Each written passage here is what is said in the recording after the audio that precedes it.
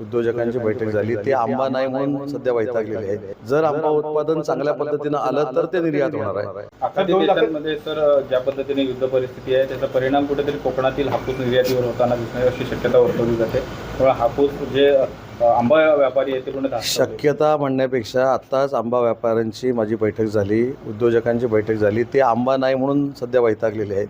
तर निर्यातीचा प्रश्न नंतरचा आहे. आधी मागच्या वर्षीपेक्षा 80% उत्पादन कमी झालं आहे. त्याच्यासाठी सरकारकडे आम्हाला दाद मागायची आणि त्याच्यासाठी बैठक झाली. जर आंबा उत्पादन चांगल्या पद्धतीनं आलं तर ते निर्यात होणार आहे. त्याच्यामुळं निर्यातीच्या पेक्षा सध्या आंबा बागायतदारांवर जो प्रसंग उद्भवलेला आहे त्याच्या पाठीशी शासन ठामपणाने उभं राहील यासाठी मी बैठकीचं आयोजन केलं. आता देशांमध्ये तर ज्या पद्धतीने युद्ध परिस्थिती आहे त्याचा परिणाम कुठेतरी कोकणातील हापूस निर्यातीवर होताना दिसणार अशी शक्यता वर्तवली जाते. त्यामुळे हापूस जे आंबा व्यापारी आहे ते पूर्ण शक्यता म्हणण्यापेक्षा आत्ताच आंबा व्यापाऱ्यांची माझी बैठक झाली, उद्योजकांची बैठक झाली. ते आंबा नाही म्हणून सध्या वैतागलेले आहेत. तर निर्यातीचा प्रश्न नंतरचा आहे. आधी मागच्या वर्षीपेक्षा 80% उत्पादन कमी झालं आहे. त्याच्यासाठी सरकारकडे आम्हाला दाद मागायची आणि त्याच्यासाठी बैठक झाली. जर आंबा उत्पादन चांगल्या पद्धतीनं आलं तर ते निर्यात होणार आहे.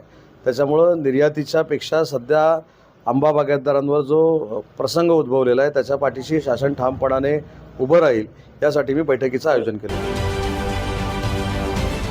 महाराष्ट्रातील सर्व बातम्यांचे विश्वासार्ह व्यासपीठ सकाळच्या सर्व सोशल मीडिया प्लॅटफॉर्मला लाईक, फॉलो आणि सबस्क्राईब करा. तसंच सर्व नोटिफिकेशनसाठी बेल आयकॉन प्रेस करायला विसरू नका.